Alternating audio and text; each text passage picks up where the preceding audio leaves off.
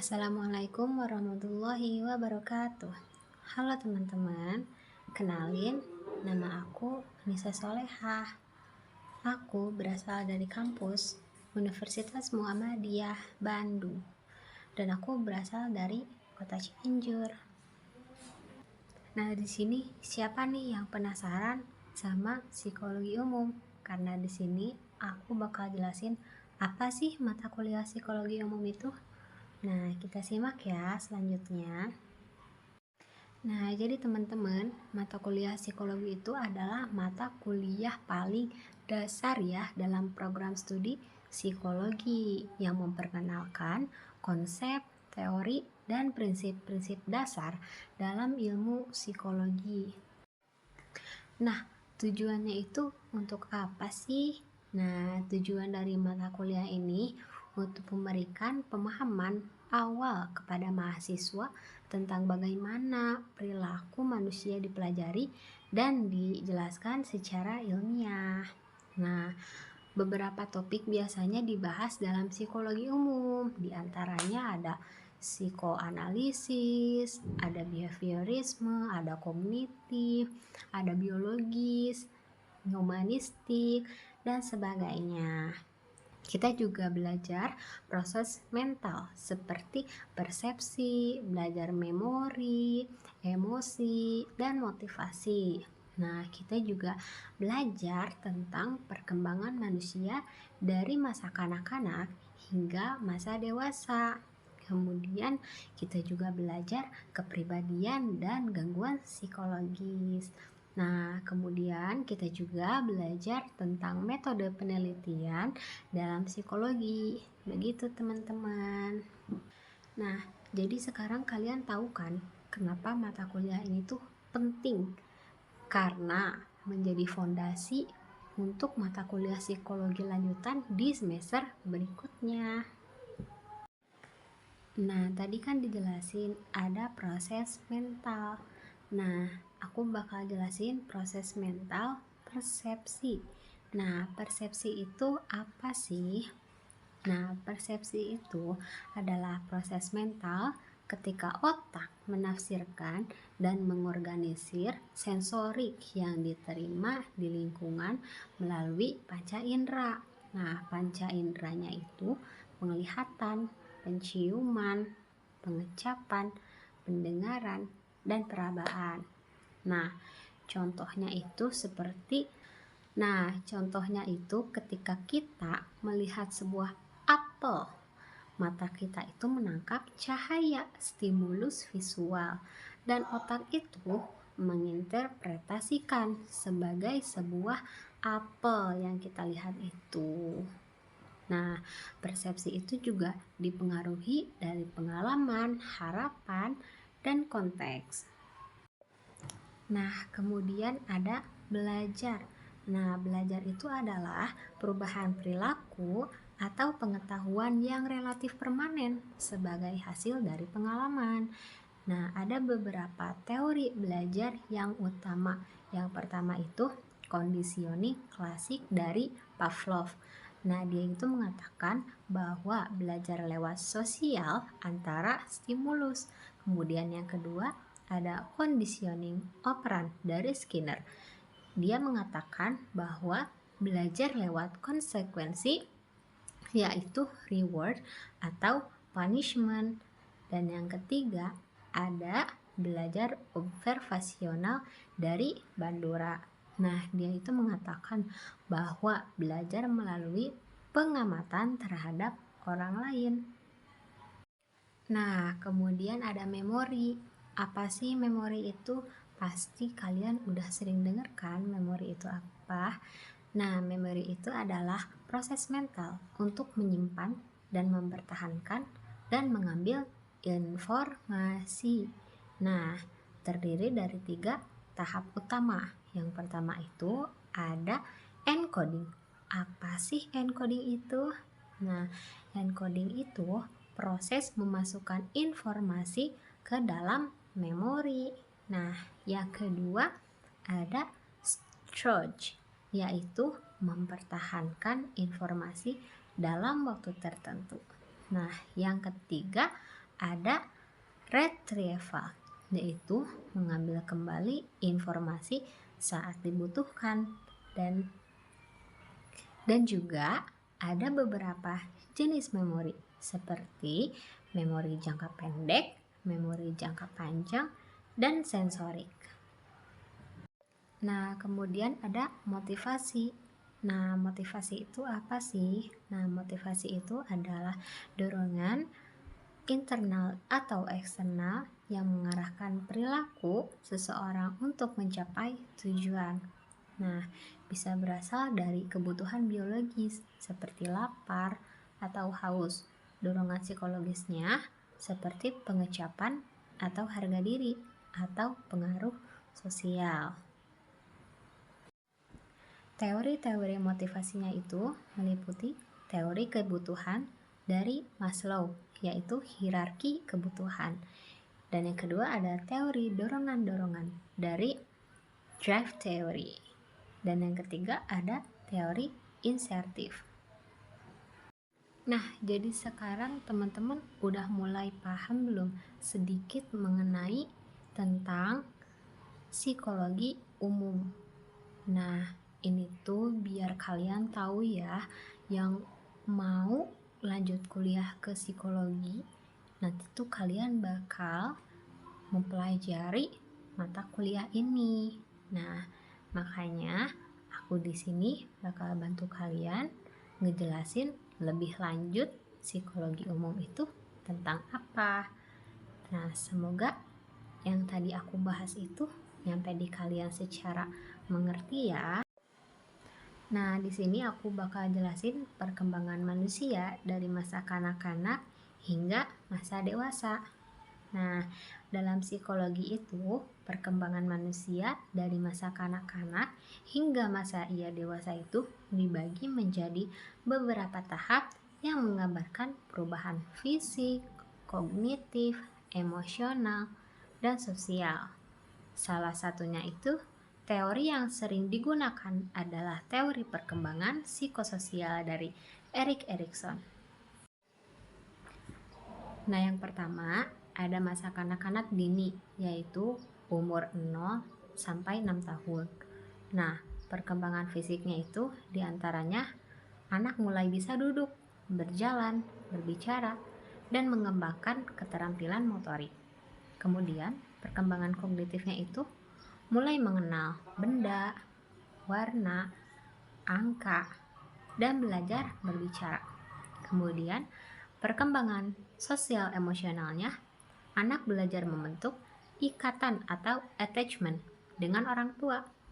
Contohnya itu seperti seorang anak usia 3 tahun bisa menyebutkan nama warna dan mulai bermain dengan teman sebayanya.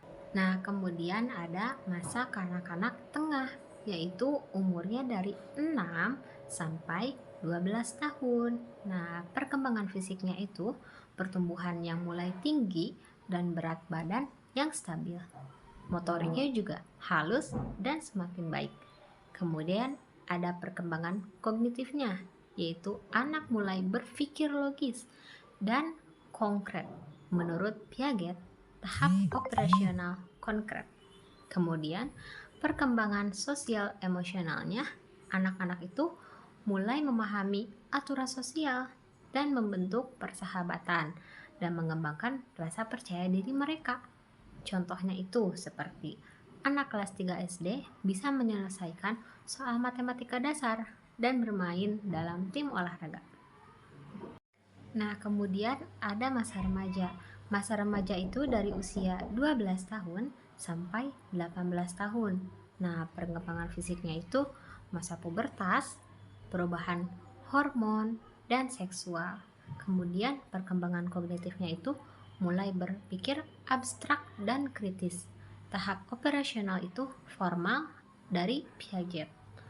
Kemudian perkembangan sosial dan emosionalnya itu mencari identitas diri, mulai mandiri, dan tertarik pada hubungan romantis. Kemudian ada contohnya. Yang pertama, remaja itu mulai mempertanyakan nilai-nilai keluarga dan mencoba mencari jati diri.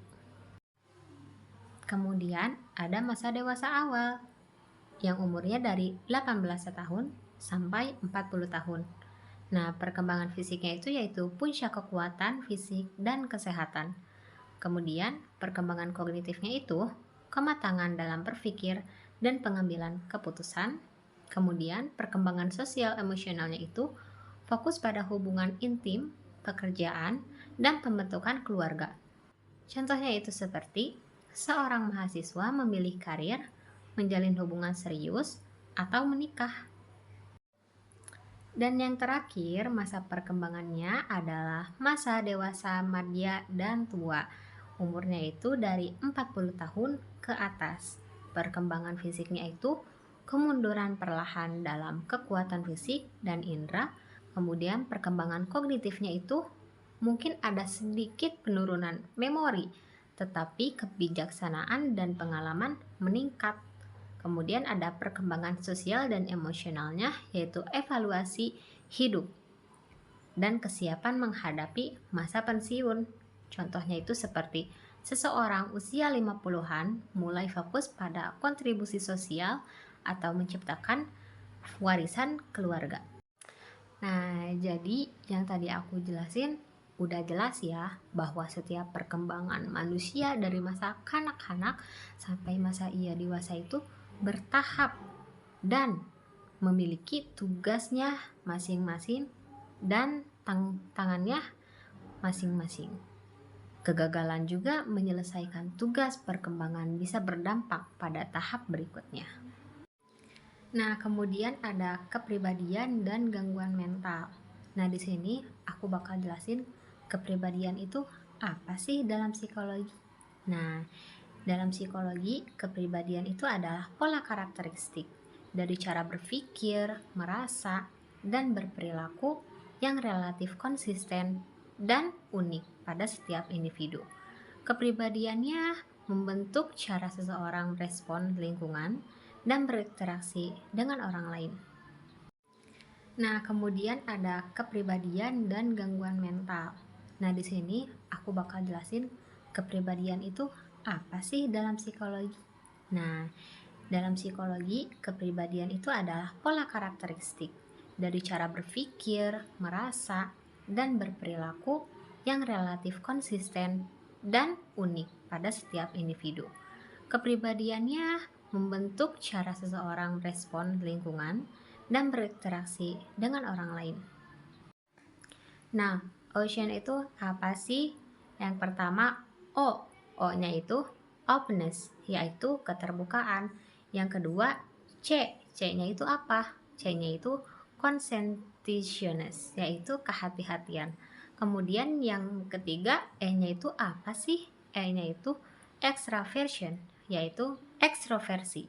Kemudian A. A-nya itu agreeableness, yaitu keramahan.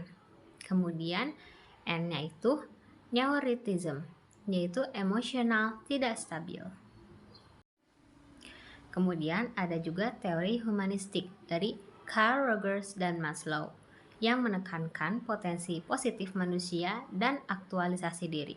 Contohnya itu seperti orang yang tinggi dalam extraversion cenderung ramah, suka berbicara, dan senang berada di keramaian.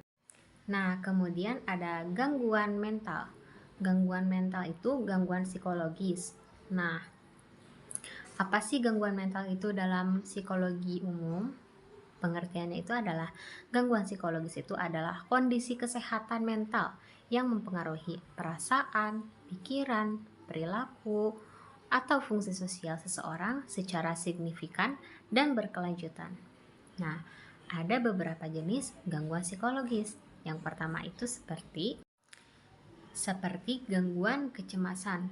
Gangguan kecemasan itu seperti merasa takut terus terhadap sesuatu, merasa overthinking dalam semua hal, segala dipikirkan. Hal-hal kecil ia pikirkan terus-menerus sampai ia tidak bisa tidur. Nah, itu tuh gangguan kecemasan. Terus juga gangguan kecemasan juga seperti fobia, gangguan panik, atau gangguan kecemasan yang umum yang tadi aku sebutin. Kemudian ada gangguan mood seperti depresi atau bipolar. Nah, depresi itu seperti perasaan sedih yang terus-menerus yang tidak kunjung berhenti. Kalau bipolar itu adalah gangguan mood yang berubah secara ekstrim dari yang senang sekali menjadi sedih sekali dalam jangka waktu yang sedikit. Kemudian ada gangguan kepribadian seperti borderline, narsistik, atau antisosial. Kemudian ada skizofrenia, yaitu gangguan psikotik dengan halusinasi atau delusi. Ini itu seperti kita menghalusinasi ada yang nampak tapi sebenarnya itu tidak nampak, atau kita mendengar sesuatu tapi sebenarnya itu tidak ada. Kemudian ada gangguan obsesif kompulsif yaitu OCD, dan gangguan stres pasca trauma yaitu PTSD. Contohnya itu seperti seseorang dengan depresi berat mungkin merasa sedih terus-menerus, kehilangan minat, sulit tidur, sulit belajar, dan menarik diri dari lingkungan sosial. Nah, kedua kepribadian dan gangguan psikologis merupakan aspek penting dalam memahami perilaku manusia. Kepribadian menjelaskan bagaimana kita bisa berpikir dan bertindak, sedangkan gangguan psikologis menjelaskan kondisi yang menyimpang dari pola norma dan menyebabkan penderitaan atau gangguan. Nah, di sini teman-teman udah mulai mengerti sedang. Tadi kan mengerti kecil, sekarang mengerti sedang. Tentang psikologi umum itu apa? Tadi aku udah jelasin masa kanak-kanak dari hingga masa dewasa manusia itu kayak gimana. Kemudian aku juga jelasin gangguan psikologis dan kepribadian manusia itu bagaimana. Dan di sini kita dapat simpulkan bahwa manusia itu sangat unik dan berbeda-beda. Jadi kita bisa mempelajari manusia dan memahami manusia di mata kuliah psikologi. Nah, kemudian ada metode penelitian. Dalam psikologi itu, metode penelitian itu digunakan untuk memahami, menjelaskan, dan memprediksi perilaku manusia secara ilmiah. Tujuannya itu untuk apa sih? Nah, tujuannya itu untuk menghasilkan data yang objektif, valid, dan dapat dipercaya. Nah, yang pertama itu ada metode eksperimen, yaitu cirinya itu peneliti mengontrol variabel dan mengamati efeknya pada variabel lain. Misalnya itu seperti ada kelompok eksperimen dan kontrol. Tujuannya itu untuk apa? Untuk mengetahui hubungan sebab akibat.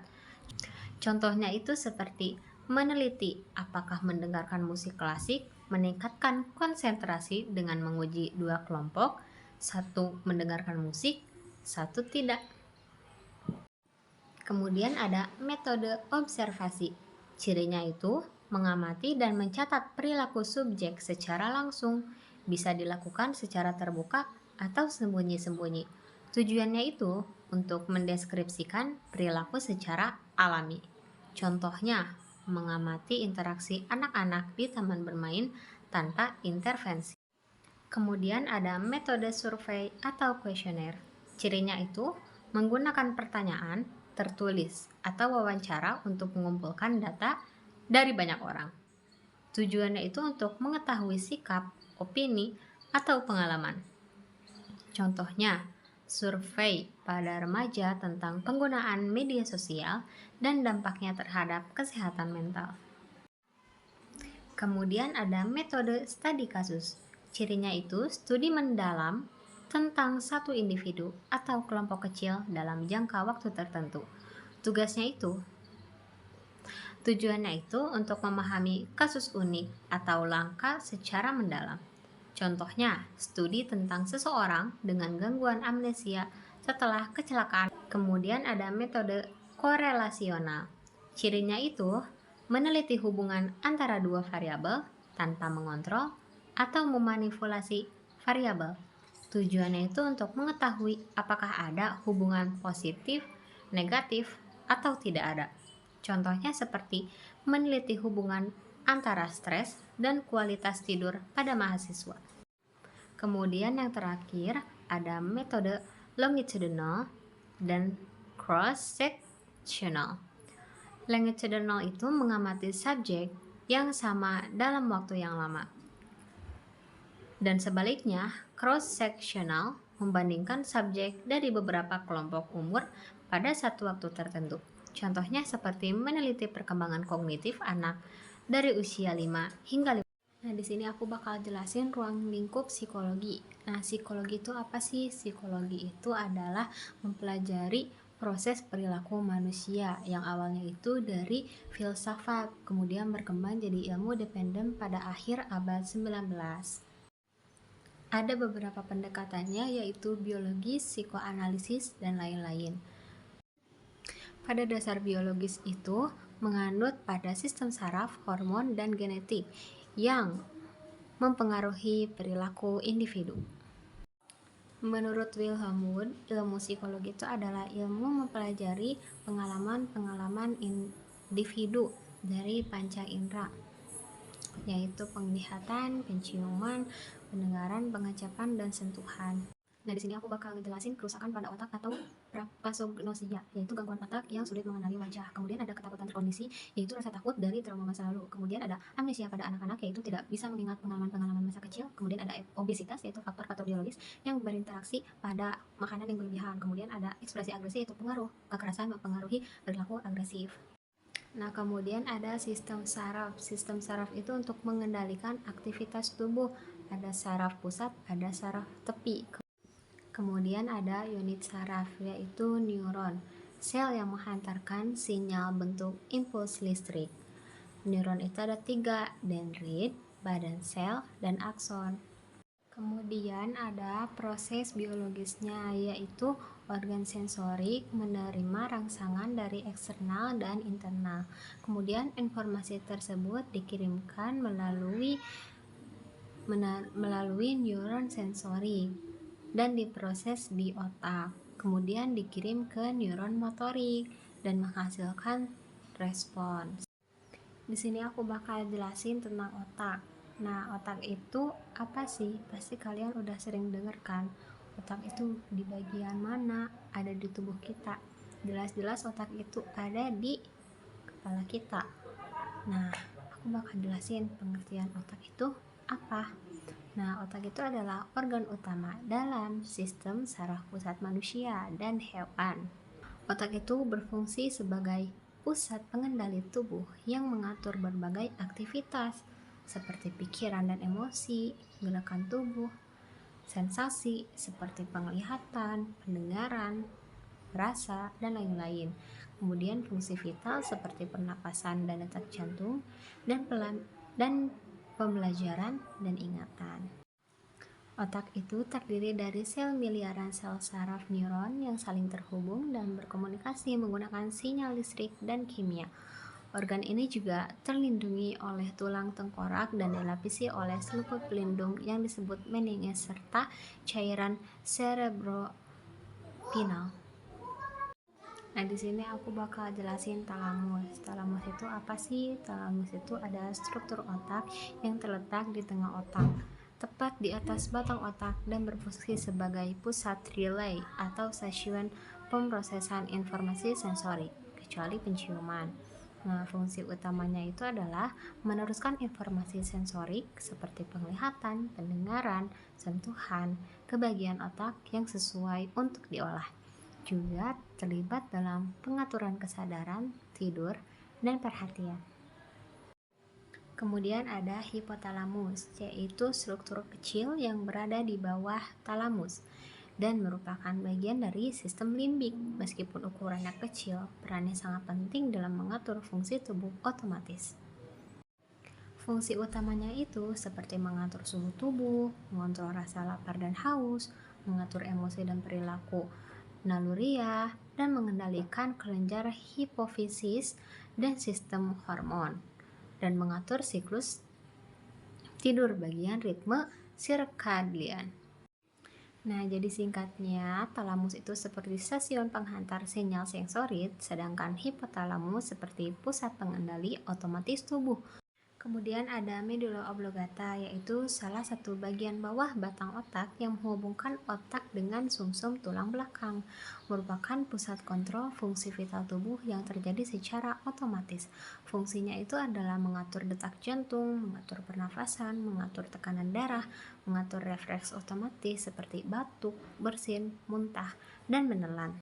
Sedangkan cerebellum atau otak kecil yaitu bagian otak yang terletak di belakang otak besar dan di bawah otak belakang. Meski disebut otak kecil, perannya itu sangat penting untuk gerakan tubuh.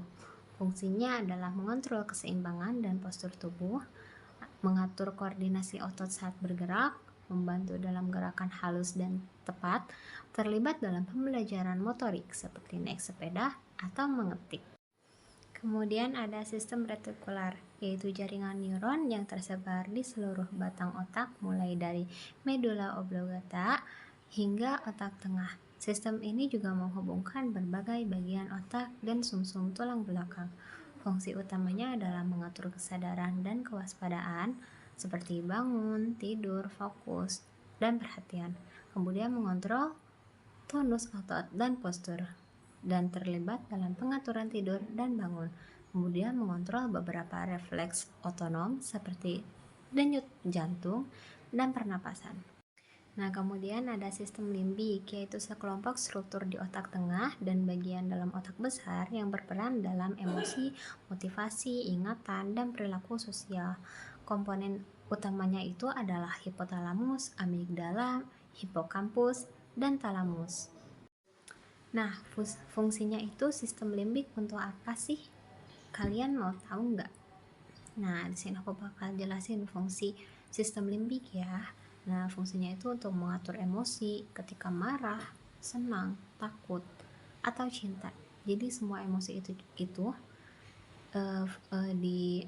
diperankan oleh sistem limbik. Ketika kita sedang marah, itu prosesnya dari sistem limbik. Lagi senang, takut, dan lagi jatuh cinta juga dari sistem limbik. Kemudian terlibat dalam motivasi dan dorongan naluriah seperti makan dan seks. Kemudian mengontrol pembentukan dan pengambilan memori. Nah, setelah aku tadi jelasin banyak tentang psikologi umum, kalian udah dapat gambaran belum kalau psikologi umum itu sangat luas? Bukan hanya mempelajari tentang proses mental, tapi juga mempelajari proses biologis. Gimana sih manusia itu berkembangnya dalam sistem biologis, dalam proses mental. Jadi kita tuh bisa tahu kalau manusia itu dibentuk dari beberapa hal ya, bukan hanya satu saja, tetapi juga dari berbanyak bentuk. Nah, terus aku juga bakal jelasin tentang mazhab-mazhab psikologi. Kalian udah pernah dengar belum mazhab-mazhab psikologi itu apa? Emang ada mazhabnya ya? Berapa sih mazhabnya? Nah, situ aku bakal jelasin tentang mazhab-mazhab psikologi biar kalian lebih ngerti tentang psikologi ya. Nah, di sini aku bakal jelasin mazhab-mazhab psikologi yang sering banget udah kita dengar. Nah, ada 5, yaitu mazhab psikologi yang pertama behaviorisme, psikoanalitik, kognitif, terus biologis, dan humanistik. Nah, aku bakal jelasin semuanya itu ke kalian ya. Nah, di sini aku bakal jelasin tentang behaviorisme. Nah, behaviorisme itu adalah aliran dalam psikologi yang menekankan bahwa perilaku manusia itu dipengaruhi oleh lingkungan, tapi juga bukan tentang manusia saja, tetapi hewan juga, dan dapat dipelajari serta diubah melalui rangsangan atau stimulus dan respons. Contohnya itu seperti Pavlov dan anjing. Nah, di sini tuh Pavlov menyembunyikan bel setiap kali memberi makan anjing. Tapi lama-lama anjing mengeluarkan air liur hanya dengan mendengar bel walau tanpa makanan. Nah, stimulusnya itu adalah bel dan responnya itu akan mengeluarkan air liur. Nah, di sini aku bakal jelasin psikodinamik. Nah, psikodinamik itu adalah pendekatan dalam psikologi yang menekankan pentingnya proses bagian bawah sadar, pengalaman masa kecil, dan konflik batin dalam membentuk perilaku dan kepribadian seseorang. Contoh psikodinamik itu seperti misalnya seseorang yang sering merasa cemas dan tidak percaya diri saat berbicara di depan umum itu mungkin pernah mengalami penghinaan atau ejekan saat masa kecil ketika mencoba tampil di depan kelas. Meskipun orang-orang tersebut tidak secara sadar mengingat kejadian itu, tapi trauma bawah sadar tersebut mempengaruhi perilakunya hingga dewasa. Kemudian ada humanistik eksistensial. Nah, itu tuh apa sih? Nah, ini tuh pendekatan dalam psikologi yang menekankan pentingnya pengalaman pribadi, kebebasan memilih, tanggung jawab, dan makna hidup, dan aktualisasi diri. Contohnya itu seperti seorang konselor itu membantu klien menemukan jati dirinya dan menetapkan tujuan hidup dengan menekankan empati dan penerimaan tanpa syarat. Kemudian ada psikologi kognitif, yaitu cabang psikologi yang mempelajari proses mental internal seperti persepsi, atensi, ingatan, bahasa, pemikiran, pemecahan masalah, dan pengambilan keputusan. Fokus utamanya itu adalah bagaimana manusia menerima, mengolah, menyimpan, dan menggunakan informasi. Contohnya seperti jika seseorang kesulitan mengingat nama orang baru, psikologi kognitif itu akan mempelajari bagaimana ingatan bekerja, seperti bagaimana informasi itu disimpan dalam memori jangka pendek, lalu dipindahkan ke memori jangka panjang. Nah, kemudian yang terakhir ada biologis. Nah, ini itu menjelaskan tentang depresi, skizofrenia, kecemasan sebagai hasil disfungsi otak atau ketidakseimbangan kimia. Banyak terapi yang dapat diterapkan dalam pendekatan ini seperti obat antidepresan, obat antipsikotik untuk menyeimbangkan kimia, atau melalui teknologi seperti MRI dan PET. Aku bakal jelasin belajar dan pengkondisian. Nah, belajar itu merupakan salah satu proses fundamental dalam kehidupan manusia dan makhluk hidup lainnya, di mana pengalaman menjadi kunci utama dalam membentuk perubahan perilaku. Dalam kajian psikologi, proses belajar tidak hanya dilihat sebagai sesuatu yang terjadi secara alami, tetapi juga sebagai hasil dari interaksi antara individu dengan lingkungannya. Salah satu bentuk yang paling dasar mempelajari perilaku adalah melalui mekanisme pengkondisian yang menunjukkan bagaimana stimulus dan respon dapat dihubungkan secara sistematis untuk menghasilkan perilaku baru. Oleh karena itu, untuk memahami konsep belajar secara lebih mendalam, penting untuk mengkaji teori-teori tentang pengkondisian sebagai fondasi utama dalam proses pembentukan perilaku.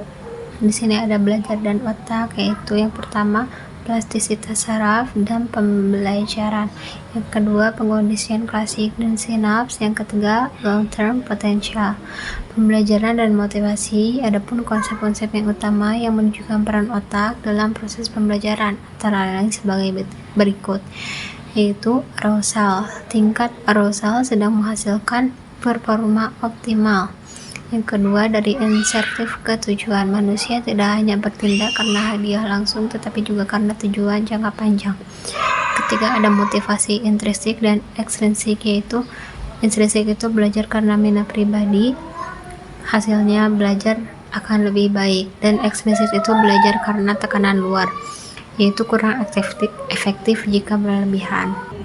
Perspektif pembelajaran dalam psikologi. Yang pertama ada behaviorisme, yang kedua ada kognitif, yang ketiga ada biologis. Ada 4 bentuk dasar pembelajaran. Yang pertama, pembiasaan dan kepekaan. Yang kedua ada pengkondisian klasik. Yang ketiga ada pengkondisian instrumental. Dan yang keempat ada pembelajaran konflik. Ada 5 pengkondisian klasik. Yang pertama, unconditioned stimulus. Yang kedua, unconditioned response. Yang ketiga, neutral stimulus. Yang keempat, conditioned stimulus. Yang kelima, ada conditioned response. Pengertian dari unconditioned stimulus adalah stimulus alami yang langsung menimbulkan respon. Contohnya seperti makanan. Kemudian, unconditional response adalah respon alami terhadap US. Contohnya itu seperti ngiler karena lihat makanan. Kemudian ada neutral stimulus, yaitu stimulus yang awalnya tidak menimbulkan respon.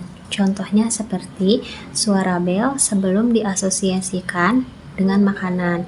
Kemudian ada conditioned stimulus, yaitu NS yang sering dilakukan dengan US sehingga akhirnya menimbulkan respon. Contohnya itu seperti suara bel sering dibunyikan sebelum makan. Kemudian yang terakhir ada conditioned response, yaitu respon yang muncul karena CS, bukan karena US. Contohnya itu ngiler karena dengar suara bel. Pengkondisian instrumental itu ada dua. Yang pertama faktor kognitif, yang kedua ada faktor biologis. Kalau faktor kognitif itu organisme mikir dan memahami hubungan tindakan dan hasil. Kemudian ada kontrol dan pemahaman, bukan cuman kebiasaan. Kemudian kalau tidak merasa bisa ngontrol, hasilnya bisa putus asa, yaitu helplessness. Kemudian ada faktor biologis, yaitu perilaku yang sesuai naluri, lebih gampang dipelajari. Kemudian contohnya itu seperti merpati lebih mudah belajar, mematuk daripada mengepak sayap buat makanan. Kemudian ada belajar dan kognisi.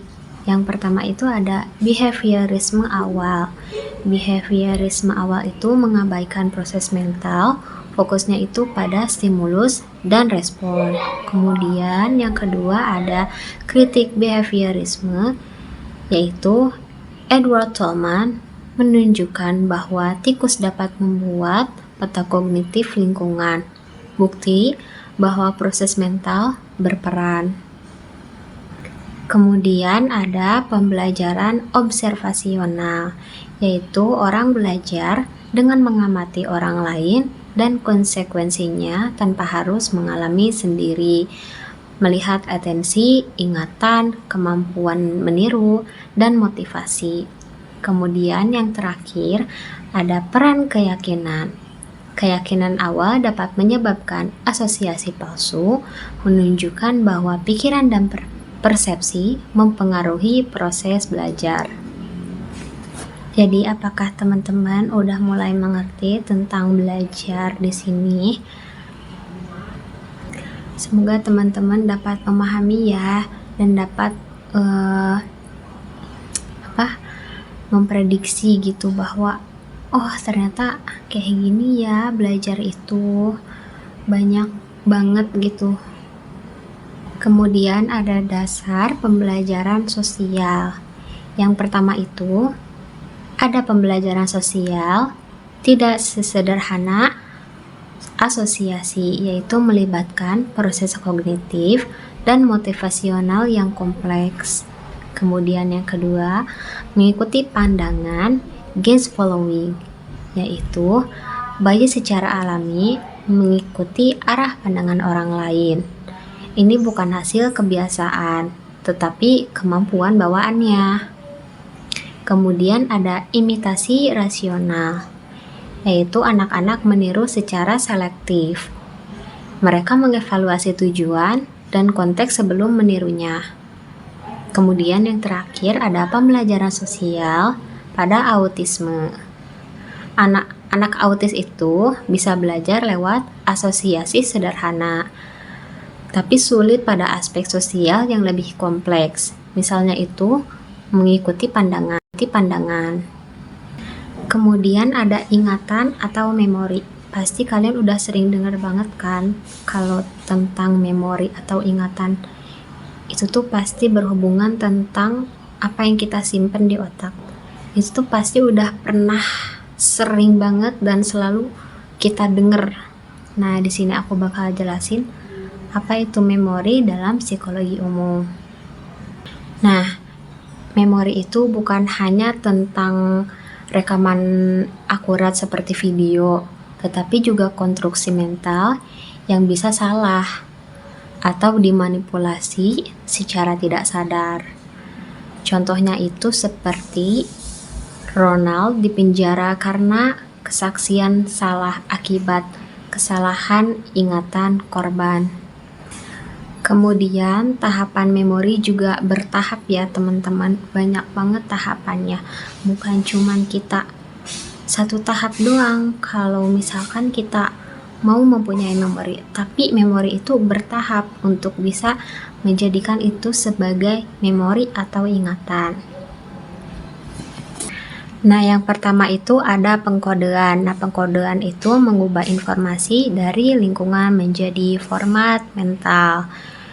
Yang kedua ada fonologis, yaitu berdasarkan suara, umumnya pada memori jangka pendek. Jadi, jika kita mempunyai kita mendengar sesuatu, nah itu tuh bakal masuk ke memori kita, tapi masuknya itu ke memori yang pendek, bukan memori yang panjang. Kemudian ada visual. Visual itu berdasarkan bentuk atau gambar. Jadi kita bakal masuk memori itu lewat apa yang kita lihat, seperti gambar, bentuk gambar, seperti itu. Kemudian ada sematik, yaitu berdasarkan makna kuat untuk memori jangka panjang. Jadi untuk sematik ini masuknya ke memori yang jangka panjang, bukan kayak yang tadi kita memorinya yang dari suara itu masuk ke jangka pendek. Kalau ini tuh masuknya ke memori yang jangka panjang.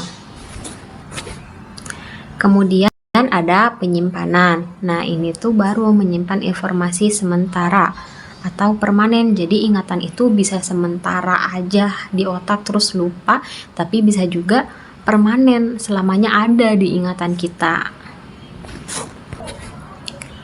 Kemudian ada pengambilan kembali. Nah, itu mengakses informasi yang disimpan bisa gagal karena petunjuk tidak cukup atau gangguan informasi lain. Jadi itu kayak lupa gitu memori kita yang sebelumnya karena ada informasi lain yang masuk ke memori kita. Nah, di sini aku bakal jelasin kenapa sih memori itu bisa lupa. Kenapa sih nggak selamanya itu memori bakal kita ingat-ingat terus. Kenapa harus bisa lupa gitu. Nah, itu tuh banyak faktornya teman-teman. Bukan karena cuman satu penyebab aja, tapi banyak loh penyebabnya. Nah, yang pertama itu ada peluruhan, yaitu memori itu memudar jika tidak digunakan. Seperti misalnya pelajaran-pelajaran kita waktu SD itu kita kan dulu mengerti, tapi waktu kita kuliah kita itu lupa apa sih yang dulu dipelajari itu karena informasi tersebut tuh sudah tidak kita gunakan lagi gitu. Jadi informasi itu hilang, memori itu hilang. Atau contoh lain seperti kita mempunyai hafalan. Kalau tidak diulang-ulang terus, ya kita bakal lupa. Nah, itulah pentingnya kita terus terus belajar lagi gitu. Harus terus digunakan gitu. Kalau misalkan kita mengingat sesuatu. Nah, yang kedua ada intervensi. Kemudian yang ketiga ada retroaktif. Retroaktif itu apa? Info baru mengganggu info lama. Seperti itu. Kemudian ada proaktif, yaitu ini kebalikannya dari yang retroaktif, yaitu ini tuh info lama mengganggu info baru. Kemudian yang terakhir ada kegagalan pengambilan. Itu tuh kayak infonya ada, tapi sulit untuk diakses. Contohnya itu seperti yang di ujung lidah kita. Kita tuh tahu, tapi itu tuh sulit diakses. Seperti itu teman-teman. Kemudian ada struktur otak dan memori. Nah, ada dua nih, ada hipokampus, ada lobus prefrontal. Nah, hipokampus itu penting untuk pembentukan memori jangka panjang. Jadi hipokampus itu sangat penting ya guys, untuk menghasilkan memori yang panjang gitu, bukan hanya memori yang jangka pendek saja. Kemudian lobus prefrontal itu mendukung perhatian dan memori kerja. Kemudian ada pikiran dan bahasa. Nah, di sini aku bakal jelasin juga pikiran dan bahasa itu apa di psikologi umum ya, teman-teman.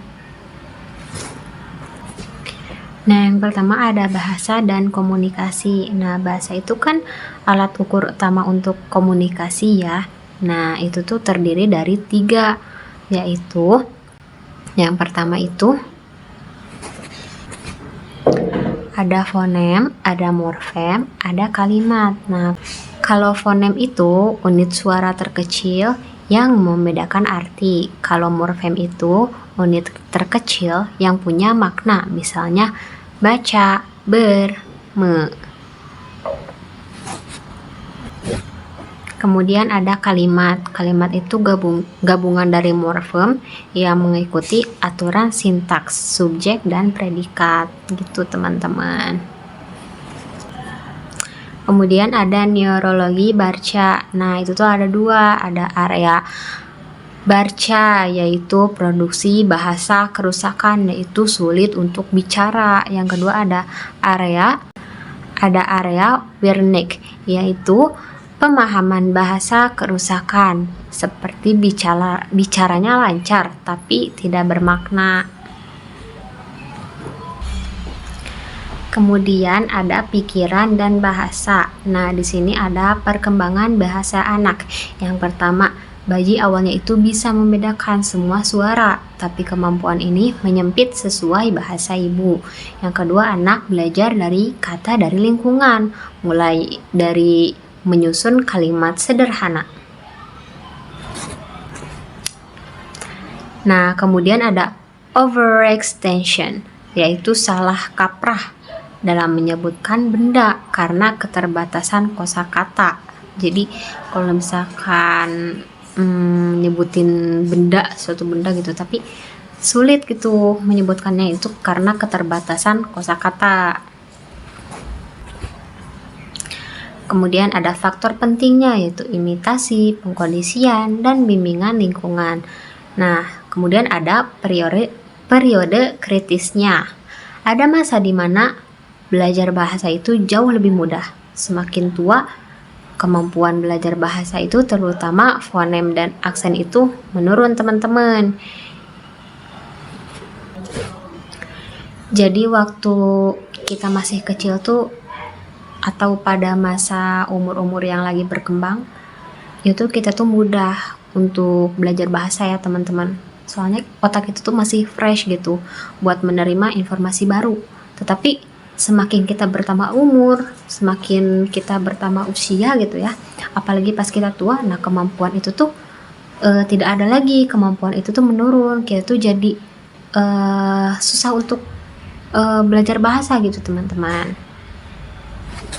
Nah teman-teman, mungkin cukup sekian ya yang dapat aku sampaikan ke kalian tentang psikologi umum.